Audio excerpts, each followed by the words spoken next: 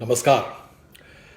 आप सबों के साथ एक अंतराल के बाद जुड़ रहा हूं, उसके लिए माफ़ी चाहता हूं। दरअसल देश में कोरोना को लेकर जिस तरह की बातें लगातार चल रही हैं और जो कुछ हो रहा है वो इतना ज़्यादा है कि इस बीच फेसबुक लाइव कर आपको थोड़ा ज़्यादा बोर करने की इच्छा नहीं हो रही थी।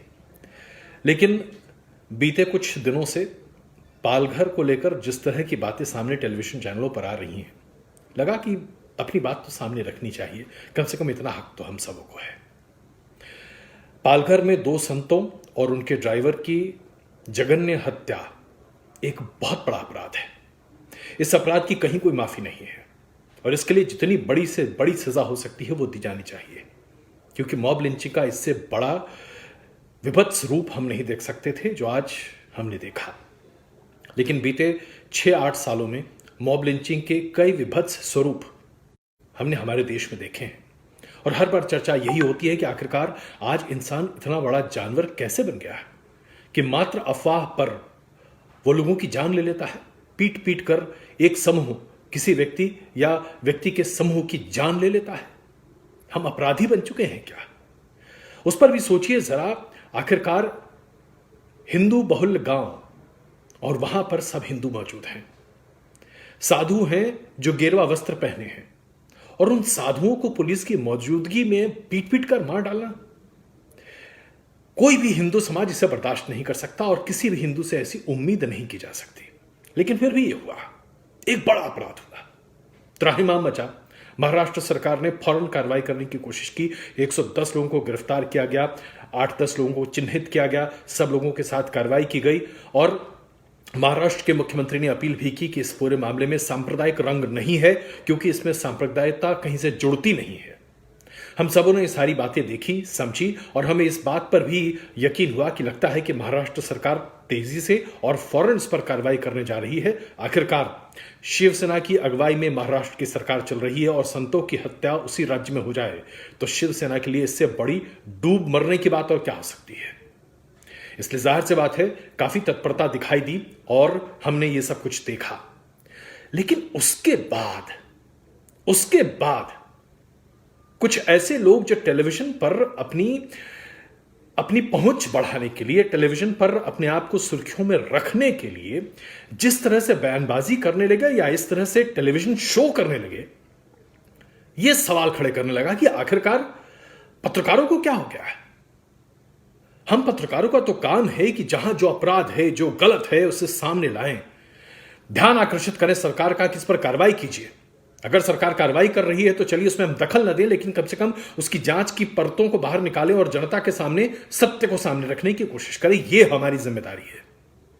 लेकिन जब पत्रकार जगत के कुछ एक लोग जो नामचीन हैं, जिनके करोड़ों करोड़ दर्शक हैं और लोग उनसे जुड़ते हैं, वो लोग जब एक विषैली बात लेकर सामने आ जाते हैं, एक ऐसा ध्येय लेकर सामने आ जाते हैं जो कि प्रस्तुत करता है एक बहुत ही विभत्स तस्वीर। हमने राजनीतिज्ञों को हत्या पर रोटियां सेकते हुए देखा है, लेकिन पत्रकार कब से रोटियां सेकने लगे हत्याओं पर? कब से सेकने लगे पत्रकार रोटियां हत्याओं पर? 2 संतों की हत्या होती है और ऐसे में हम पत्रकार जगत के लोग उस पर अपना उल्लू सीधा करने लगे तो हमसे बड़ा चील कोई नहीं है, हमसे बड़ा कौवा कोई नहीं है। बहुत शर्म आती है, शर्म आ रही है मेरे उन पत्रकार मित्रों पर आज मुझे, जो चीख चीख कर चिल्ला चिल्ला कर यह कहते हैं कि संतों को कैसे मरने दिया गया। बिल्कुल गलत है साहब, गलत हुआ जो हुआ। वहां पर सरकार पर उंगली उठाइए, सरकार की जांच में कमी है तो उंगली उठाइए, पूछिए सरकार से, गिरवा पकड़िए सरकार का, झकझोर दीजिए सरकार को, हिला दीजिए सरकार को।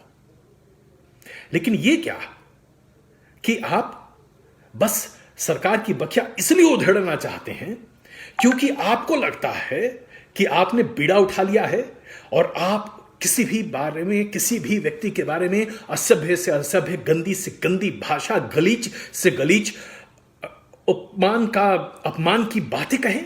भाई शब्द नहीं है मेरे पास जिस तरह की भाषा का इस्तेमाल किया जा रहा है।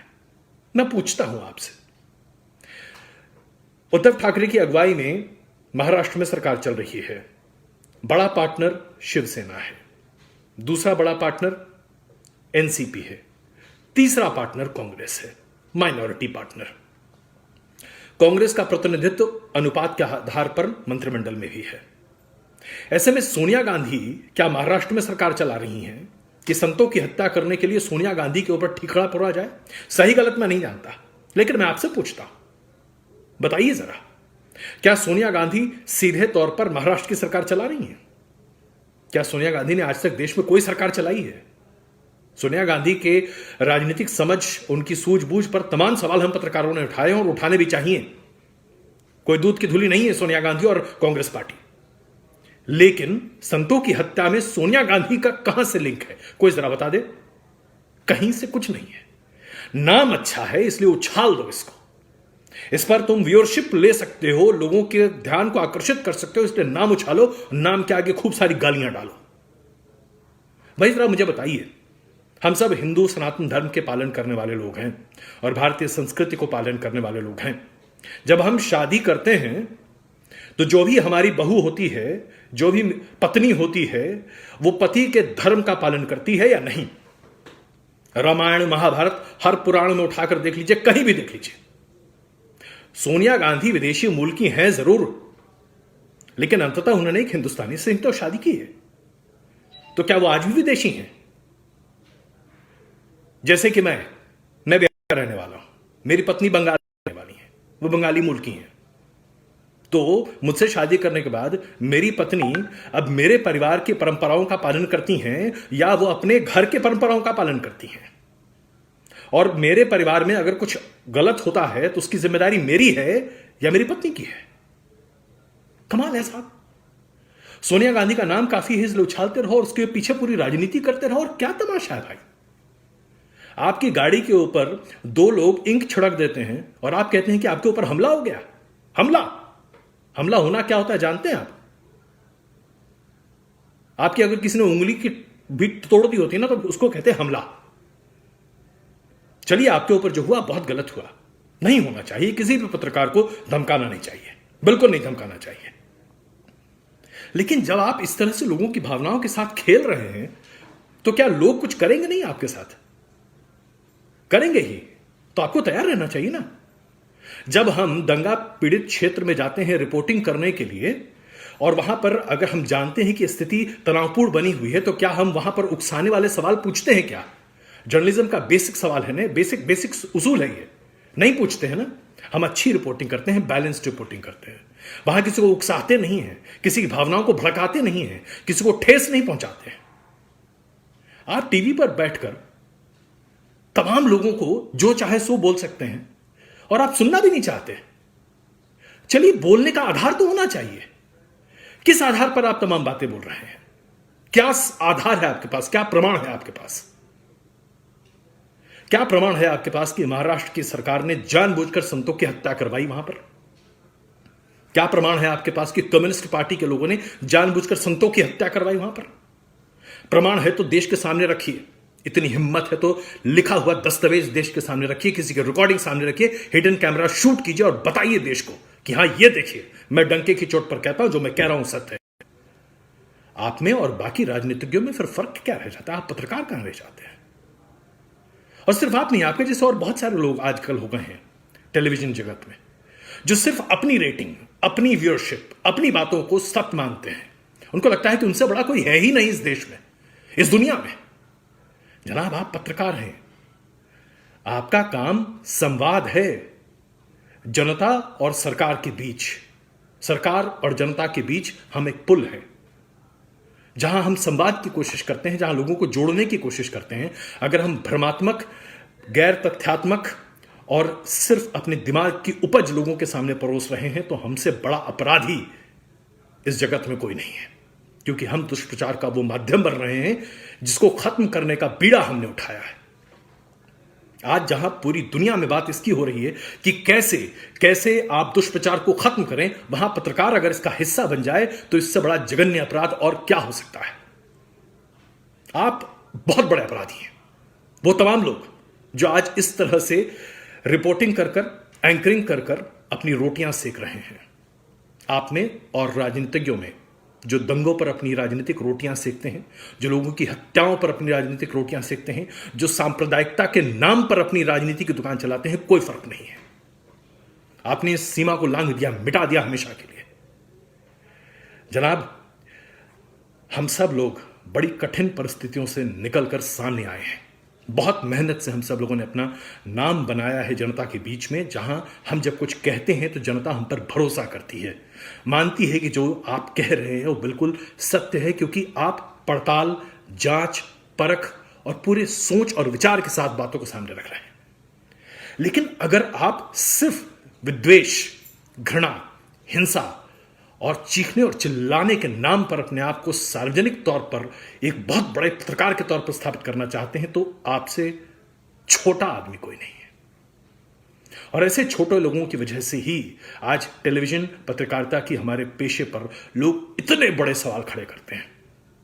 बहुत तकलीफ होती है, बहुत तकलीफ होती है जब हमसे चलते चलते कोई आदमी पूछता है कि क्या इस देश का मीडिया बिक चुका है। चलते चलते लोग पूछते हैं कि क्या देश में आज कोई सही आवाज उठाने वाला नहीं है। बच्चा बच्चा आपके ऊपर उम्मीद से नहीं बल्कि हिकारत से देखने लगता है, तो आपको तकलीफ होती है। 27-28 साल की मेहनत क्या इसी तरह से पानी में जाएगी? नहीं साहब। हम सब लोग जो आज करीबन 27-28 साल से पत्रकारिता कर रहे हैं और टेलीविजन के विकास के साथ हमने अपना भी एक बड़ा करियर बना दिया है, लार्जर देन लाइफ बन गए हैं हम, सिर्फ इसलिए क्योंकि जनता का प्यार हमें मिला है। याद रखिए, जिस तरह से फिल्म अभिनेता का करियर स्पैन होता है, वैसे ही एक टेलीविजन एंकर का भी करियर स्पैन होता है। आप तभी तक हैं जब तक जनता आपको पसंद करती है। जिस दिन जनता ने आपको भुला दिया, जिस दिन रिमोट से आपको खत्म कर दिया ना, 6 हफ्ते के बाद कोई नहीं पूछेगा आपको। जब मैं फॉक्स में ट्रेनिंग के लिए गया था तो मुझे सबसे पहली चीज यही बताई गई थी कि एक एंकर और एक टेलीविजन रिपोर्टर की जिंदगी है 6 हफ्ते। 6 हफ्ते अगर आप टीवी पर नहीं हैं तो फिर आपको कोई नहीं पूछता, कोई नहीं पहचानता और आपकी कोई औकात नहीं है। सिर्फ औकात बनाने के लिए क्या हम भ्रमात्मक तरीके से अपने देश को तार तार कर दें? क्या यह देश के खिलाफ विद्रोह नहीं है? बहुत सारे आप लोग हैं जो कह रहे हैं मैं कांग्रेस का प्रचार कर रहा हूं, तमाम तरह की बातें। अरे जाइए भाई, कांग्रेस का प्रचार करके मुझे क्या मिल जाएगा? कांग्रेस पार्टी क्या मुझे 2 पैसे दे देगी? आज तक अगर मुझे किसी ने 2 पैसे नहीं दिए तो आज कोई दे देगा? मैं ये सीधी बात कह रहा हूं, सोनिया गांधी का प्रचार नहीं कर रहा। मैं ये कह रहा हूं कि भाई सीधे सीधे बोलिए। जिम्मेदार है राज्य सरकार, जहां पर हर व्यक्ति की सुरक्षा की जिम्मेदारी उसके ऊपर है। अपराध हुआ है, सरकार को उस पर कार्रवाई करनी चाहिए, पुलिस महकमे को जांच करनी चाहिए, दोषी को कोर्ट से सजा मिलनी चाहिए और यही होना चाहिए।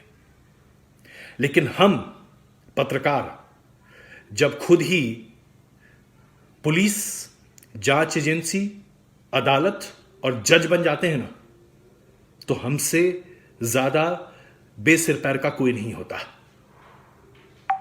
यही बात मैं सामने रख रहा हूं।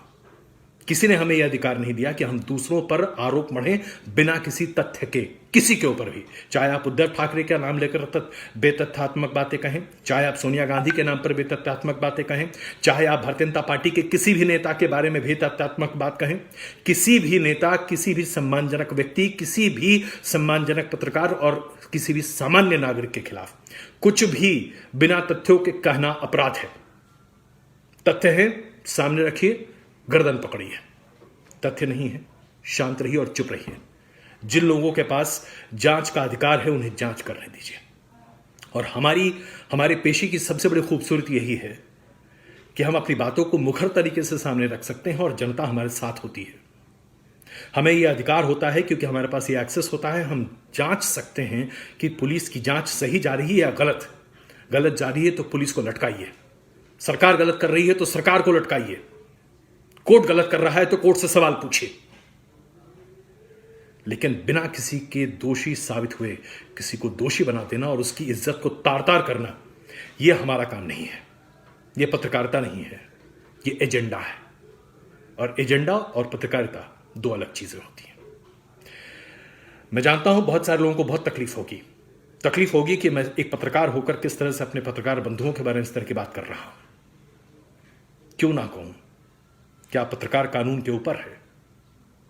क्या पत्रकार मर्यादा के ऊपर है? क्या पत्रकार शुचिता के ऊपर है? मैं नहीं मानता। हम सब देश के कानून, अपनी देश की सभ्यता और संस्कृति, अपनी व्यवस्थाओं से बंधे हुए हैं और व्यवस्थाओं से ऊपर उठना तभी संभव हो सकता है जब आप देश में सर्वोच्च हों। जब देश के राष्ट्रपति अपनी मर्यादा का पालन करते हैं तो क्या देश का हर नागरिक अपनी मर्यादा का पालन नहीं करेगा? एक पत्रकार को भी उसकी मर्यादा का पालन करने का बुनियादी हक है। यह उसकी ड्यूटी है, उसका फर्ज है। और अगर आप अपना फर्ज पूरा नहीं कर रहे तो आप ईमानदार नहीं हैं, फिर आप चोर हैं। जो ईमानदार नहीं है वो चोर ही है, बीच में ग्रे एरिया नहीं होता। ये मैं मानता हूं, ये मेरी सोच है। आप इससे इत्तेफाक रख सकते हैं, आप इसके खिलाफ बात कर सकते हैं, आप मेरी बातों को काट छांट कर जोड़ जाड़ कर कुछ नया बना सकते हैं, लेकिन मेरी मूल विचार को मुझसे नहीं छीन सकते। और मैं मानता हूं कि आज मेरे मित्रों के बीच में भी एक ऐसी जमात है जो सिर्फ सनसनीखेज सुर्खियां बनाने के नाम पर अपने आप को आगे बढ़ा रही है।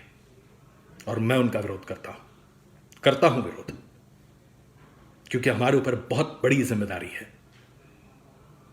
हम भ्रम, झूठ, अफवाह, अंधविश्वास को खत्म करने की नैतिक जिम्मेदारी के साथ आगे बढ़ते हैं। और अगर हम ऐसा नहीं करते हैं तो हम अपने पेशे के साथ नाइंसाफी करते हैं, अपने साथ झूठ बोलते हैं। और एक झूठा व्यक्ति कभी भी सार्वजनिक तौर पर सच्चा नहीं हो सकता। आपकी राय बहुत बड़े पैमाने पर मेरे सामने अभी आई है। बहुत सारे लोग मुझसे सहमत हो सकते हैं, बहुत असहमत भी हो सकते हैं, लेकिन लगा कि यह दिल की बात सामने रखनी आवश्यक है। आवश्यक इसलिए है क्योंकि हम सब मरे नहीं हैं। हम सब के भीतर एक संवेदना है, एक सूझबूझ है, एक समझ है। मैं मानता हूं कि आज हमारे देश में विपदा बहुत बड़ी है और मैं इस बात का श्रेय प्रधानमंत्री नरेंद्र मोदी को देता हूं कि उनकी अगुवाई में हमारे देश में कोरोना की ये लड़ाई हम बहुत बेहतर तरीके से लड़ रहे हैं, एकजुट होकर लड़ रहे हैं। पूरा हिंदुस्तान एक साथ है और प्रधानमंत्री के नेतृत्व में लिए गए फैसले का तहे दिल से स्वागत करता हूं मैं। आज सरकार बहुत अच्छा काम कर रही है, बहुत अच्छा। इसके बारे में कहीं कोई दो राय नहीं है, कोई इस पर कोई आपत्ति नहीं उठा सकता। लेकिन कुछ पत्रकार अच्छा काम नहीं कर रहे और ये अफसोस की बात है। मेरे साथ जुड़िए, कभी कभार आपके सामने उपयुक्त होता रहूंगा, बोलता रहूंगा, बातें सामने रखूंगा, क्योंकि जो बातें दिल से होती हैं ना, वो दिल से ही होती हैं। टेलीविजन पर कई बार मैं अपनी बातें नहीं कह सकता। ये एक अलग माध्यम है जिसके जरिए मैं सीधे आपसे जुड़ सकता हूं, दिल की बातें सामने रख सकता हूं, अच्छा भी, बुरा भी, कभी गुस्सा भी, कभी प्यार भी। चलिए एक बार फिर मिलेंगे प्यार गुस्से के बीच मोहब्बत की इस रास्ते पर। बहुत धन्यवाद मेरे साथ जुड़ने के लिए। नमस्कार। ਜੇਕਰ ਤੁਹਾਨੂੰ ਸਾਡਾ ਇਹ ਉਪਰਾਲਾ ਚੰਗਾ ਲੱਗਾ ਹੈ ਤਾਂ ਇਸ ਨੂੰ ਲਾਈਕ ਕਰੋ, ਸ਼ੇਅਰ ਕਰੋ ਅਤੇ ਸਾਡੇ YouTube ਚੈਨਲ ਨੂੰ ਸਬਸਕ੍ਰਾਈਬ ਕਰੋ।